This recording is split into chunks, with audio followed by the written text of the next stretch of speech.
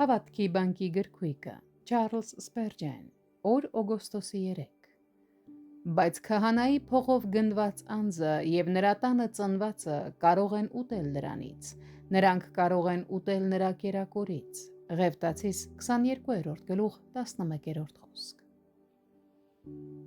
Օտարականները, պանդուխտները եւ վարձուծառաները իրավունք չունեին ուտելու սուրբ ուտելիքից։ Հոգևոր իրականության մեջ նույնպես այդպես է,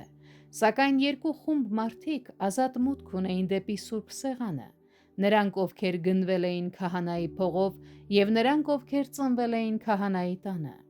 Գնված լինելը եւ ծնված լինելը սուրբ բաներին մասնակցելու իրավունքի երկու անվիճելի ապացույցներն էին։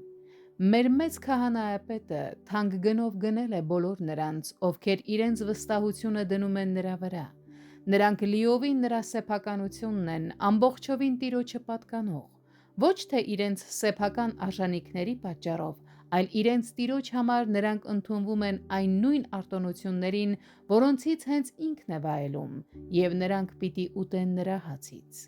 Նա ունի այնպիսի կերակուր, որի մասին աշխարհասեր մարդիկ ոչինչ չգիտեն, քանի որ դուք Քրիստոսին եք պատկանում, ուստի նաև պիտի բաժնեկից լինեք այն ամենին, ինչ ձեր Տերն ունի։ Քահանայի տանը ծնվածը ևս արտոնության հավասարապես հաստատուն հիմք է։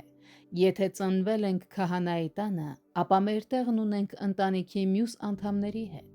Վերստին ծնունդը մեզ դարձնում է նույն ժառանգության մասնակիցներ եւ նույն մարմնի անդամներ։ Ուստի այն խաղաղությունը, ուրախությունը եւ փառքը, որ Հայրը տվել է Քրիստոսին, Քրիստոսն էլ տվել է մեզ։ Փրկագնումը եւ վերստին ծնունդը մեզ տալիս են կրկնակի իրավունք օգտվելու այս խոստման աստվածային արտոնությունից։